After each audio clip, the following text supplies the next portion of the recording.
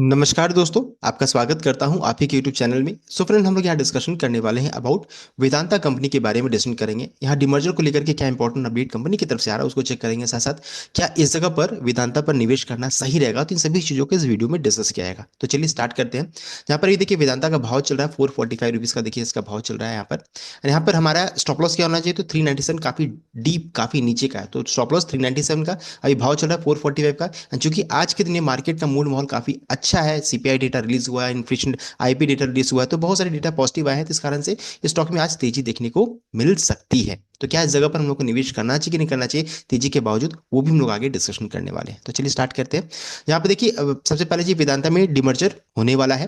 यहाँ पर अभी सबसे पहला कंपनी ने बताया था कि यहाँ पर वेदांता जो रहता है, जो भी वेदांता के शेयर होल्डर हैं, उनके पास देखिए जब डिमर्जर होगा तो पहले बताया था कि 6 वर्टिकल्स में डिमर्जर होना था। एक है Vedanta aluminium, Vedanta power, Vedanta oil and gas, Vedanta base metal, then Vedanta steel and fells. लेकिन कंपनी की तरफ से बाद में अपडेट आया कि ये जो इनका जो कारोबार है बेस एंड मेटल, ये डिमर्जर नहीं होगा, ये आपका वेदांता के पास ही रह जाएगी। तो ये अपडेट आया था। उसके बाद फिर शेयर होल्डर के साथ मीटिंग हुई, वहां पर इससे अप्रूवल भी मिला। एंड अब जो रहता है यहाँ पर कंपनी की तरफ से फिर एक और अपडेट आया। यहाँ पर बताया गया कि वेदांता पावर वाला जो बिजनेस आप देख रहे हैं ना, यहाँ पर टीएसपीएल जो बिजनेस है, यहाँ पर इनको लेकर के यहाँ पर एक नेगेटिव अपडेट आया। एनसीएलटी की तरफ से यहाँ पर रिजेक्शन देखने को मिला है। तो ये क्या क्या है अपडेट, उसको हम लोग चलिए फटाफट चेक कर लेते हैं। उसके बाद मैनेजमेंट की तरफ से क्या अपडेट आ रहा है उसको भी हम लोग चेक करने वाले हैं। तो यहाँ देख सकते हैं, यहाँ पर सबसे पहला चीज कि क्रेडिटर्स के साथ मीटिंग हुई थी। जितने भी जो रिजल्टिंग कंपनीज देखिए, one, then after that two, three, जितने भी रिजल्टिंग कंपनीज है सबके साथ यहाँ पर मीटिंग हुई। यहाँ पर उसके बाद मीटिंग के बाद शेयर होल्डर के साथ मीटिंग हुई थी। मीटिंग के बाद जो रहता है, जितने भी डॉक्यूमेंट्स है सबको सबमिट किया गया। कहाँ पर, तो एनसीएलटी के पास सबमिट किया गया, वहाँ पर अप्रूवल भी आया। लेकिन यहाँ पर इस जब मीटिंग हुई थी, यहाँ पर टीएसपीएल जो है, तालवंदी साबू पावर लिमिटेड जो है, ये नॉन अप्लीकेंट थी, उन्होंने पार्टिसिपेट नहीं किया। एंड क्या किया इन्होंने, इंडिविजुअली जो रहता है अपना डॉक्यूमेंट जो रहता है उसे सबमिट किया एनसीएलटी के पास। देख सकते हैं, तो TSPL had filed separate company scheme application. And वहां पर इन्हें क्या हुआ, रिजेक्शन देखने को मिला। देख सकते हैं, तो इसे रिजेक्ट किया गया। रिजेक्शन के पीछे रीजन क्या है, तो उन्होंने अब जो डॉक्यूमेंट था उसे रेलेवेंट डॉक्यूमेंट जो रहता है उन्होंने सबमिट नहीं किया। And TSPL has been advise that there are legal ground, यहाँ पर लीगल ग्राउंड यहाँ पर देखने को मिल रहा है। तो यहाँ पर देखिए प्रॉब्लम क्या आ गया कि इनकी एक क्रेडिटर है सेप्को, सेप्को जो रहता है उनकी तरफ से ये प्रॉब्लम आया है। तो यहाँ पर देखिए बताया कि Mumbai bench of NCLT dismiss the scheme of arrangement at initial stage over lack of disclosure of about 1215 crore. तो 1251 करोड़ का जो कर्ज है वो जो रहता है उन्होंने डिस्क्लोजर नहीं दिया इस चीज को लेकर के। तो सेप्को जो कंपनी है, ये कंपनी जो रहता है, ये क्रेडिटर थी, इसको लेकर के इन्होंने यहाँ पर प्रॉब्लम यहाँ पर इन्होंने स्टार्ट किया। यहाँ पर देखिए बताया क्या जा रहा है कि SEPCO has raised objection to scheme claiming that power unit had deliberately excluded their outstanding डेप्ट ऑफ 1215 करोड़। तो इनका कहना है कि 1251 करोड़ का जो कर्ज जो रहता है, डेट जो रहता है, उसे जानबूझकर इन्होंने शो नहीं किया, डेलिबरेटली जो रहता है उसे हटाया गया है। तो अगर ये चीज सही तरीके से नहीं बताएंगे तो यहाँ पर कॉस्ट ऑफ एक्विजिशन जो रहता है कंपनी का जब डिमर्जर होगा तो ये सही तरीके से पता नहीं चलेगा। अगर सही तरीके से पता नहीं चलेगा तो डिमर्जर सही तरीके से यहाँ पर होगा नहीं। बिकॉज देखिए आपका पूरा एसेट क्या है, आपका पूरा लाइबिलिटी क्या है, आपको पूरा फाइनेंशियल आपको बताना पड़ेगा, उसी के अनुसार जो रहता है ना ये आपका डिमर्जर होगा। तो यहाँ पर इस चीज को यहाँ पर उन्होंने सही तरीके से बताया नहीं है, तो लैक ऑफ डिस्क्लोजर यहाँ पर पाया गया। इस कारण से नेशनल कंपनी लॉ ट्रिब्यूनल जो रहता है dismissed the demerger scheme filed by Talwandi Sabo power limited. तो पूरा जो डिमर्जर भी होने वाला उसको पूरी तरीके से कैंसिल नहीं किया गया यहां पर, लेकिन जो टीएसपीएल वाला जो है ना पावर यूनिट वाला, इसे ही उन्होंने देखिए अभी यहां पर रिजेक्ट किया है। तो यहां पर लीगल ग्राउंड है। अब यहां पर देखिए कोर्ट कचहरी का मामला आएगा, वहां पर से फिर क्या निकल कर आता है, तो ये यहां पर ही अभी यहां पर एक मुद्दा बन रहा है। तो लैक ऑफ डिस्क्लोजर के कारण एनसीएलटी ने इस चीज को अभी रिजेक्ट किया है, इस डिमर्जर को। इस डिमर्जर नहीं, आपका जो टीएसपीएल वाला जो डिमर्जर है उसे रिजेक्ट किया है। रिमेनिंग डिमर्जर जो रहता है वो होता चला जाएगा। लेकिन कंपनी जो रहता है इस चीज को लेकर के क्लैरिटी उन्होंने नहीं दिया है, क्योंकि देखिए अभी इस जगह पर ये लिस्टिंग के लिए रिकॉर्डेड का अनाउंसमेंट करने वाली थी। सडनली अपडेट आया कि एनसीएलटी रिजेक्ट करेगी आपका टीएसपीएल डिमर्जर को।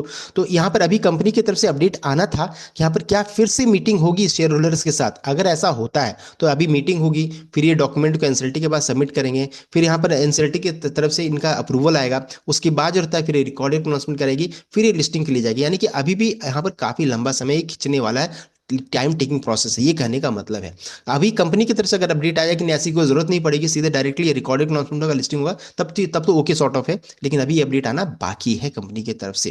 अब आगे बढ़ते हैं। इंपॉर्टेंट है कि मैं क्या इस जगह पर निवेश करूंगा और मैं यहाँ पर क्यों निवेश नहीं करूंगा, मैं वो आपको रीजन देने वाला हूँ। निवेश करना या नहीं करना ये आपके ऊपर डिपेंड करता है, मैं क्यों निवेश करने वाला हूँ मैं आपको बता दे रहा हूँ। उसके पीछे देखिए रीजन क्या है कि कंपनी ने देखिए 13 मार्च को, 13 मार्च को यानी आज के दिन में कंपनी ने अपडेट दिया है कि Vedanta promoter to maintain 50% stake in each of the demerge entity. तो जो भी डिमर्ज एंटिटी है सब में वेदांता प्रमोटर का 50% हिस्सेदारी रहेगा, उनका ये कहना है।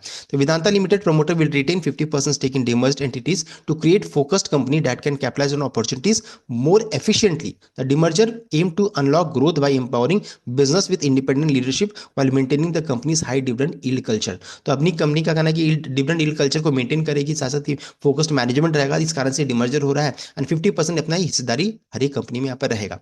लेकिन यहाँ पर एक क्वेश्चन अभी आ जाता है कि करंटली आप वेदांता में होल्ड करते हैं 56.38% आप होल्ड करते हैं, तो 50% क्यों आप रखिएगा, ये सबसे पहला क्वेश्चन यहाँ पर अराइज होता है कि रिमेनिंग 6.38% जो रहता है वो क्या होगा, इसका अभी अपडेट आना बाकी है। तो ये चीज अभी बहुत इंपॉर्टेंट चीज है जिसका आइडिया मुझे भी नहीं है, अगर आपके पास है तो प्लीज आप जरूर कमेंट कीजिए यहाँ पर 6.38% का कंपनी क्या करने वाली है।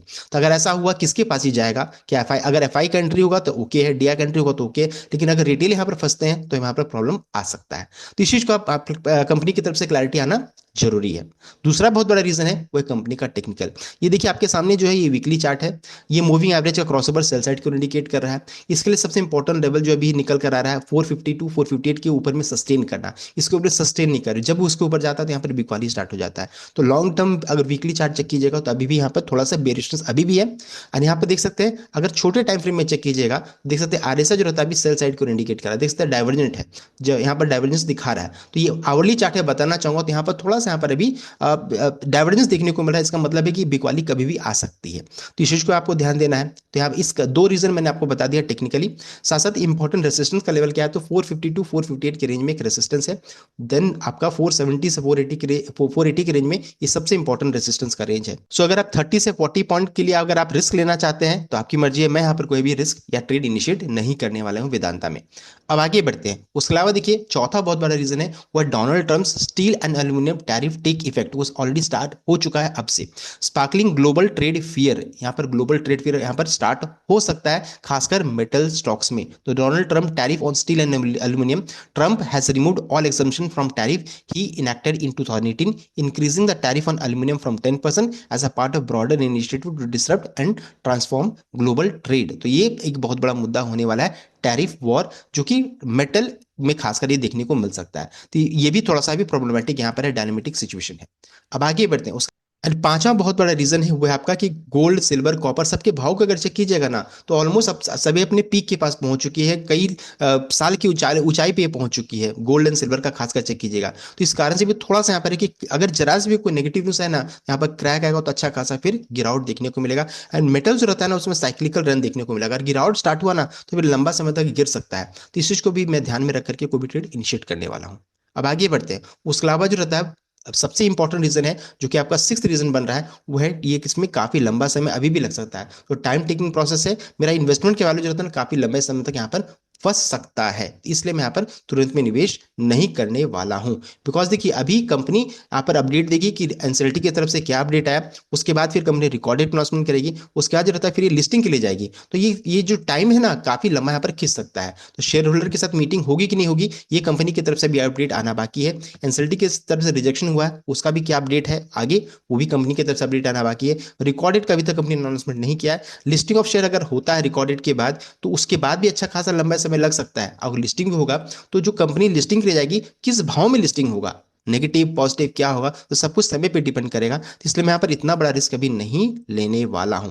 एंड उसके अलावा जो रहता है कि और इंपॉर्टेंट चीज है देखिए एनएमडीसी को लेकर के यहाँ पर कोटक इंस्टीट्यूशनल इक्विटीज का अपडेट आया, उन्होंने देखिए सेल साइड रिकमेंड कर दिया है। एंड साथ साथ जो रहता है अभी सिर्फ एनएमडीसी नहीं, उन्होंने देखिए एक अपडेट दिया था कि cautious on metal and mining sector को लेकर के उन्होंने ब्रोकरेज रहता है अभी नेगेटिव साइड में है। तो देखिए ये पूरा माइनिंग एंड मेटल सेक्टर के लिए सिर्फ एनएमडीसी के लिए नहीं, एनएमडीसी के लिए तो उन्होंने टारगेट प्राइस 55 का रखा है, लेकिन उन्होंने कहा है कॉशियस रहने के लिए मेटल एंड माइनिंग सेक्टर। तो ब्रोकरेज भी थोड़ा सा यहाँ पर बेयरी साइड में है इस सेक्टर को लेकर के। इन सभी चीजों को ध्यान में रख करके मैं यहाँ पर तुरंत में ट्रेड इनिशिएट नहीं करने वाला हूँ, बिकॉज छोटे निवेशक का क्या होता है ना कि पैसा लंबे समय तक फंस सकता है। जिनके पास पैसा है वो तो लंबे समय तक आप लगा सकते हैं कि 1 साल 2 साल तक आप निवेश करके रह सकते हैं, लेकिन जिनके पास पूंजी नहीं है उनका पूंजी फंस सकता है इस जगह पर। तो इस चीज को आपको ध्यान में रख करके कोई भी ट्रेड इनिशिएट करना चाहिए। तो ये था कंप्लीट अपडेट।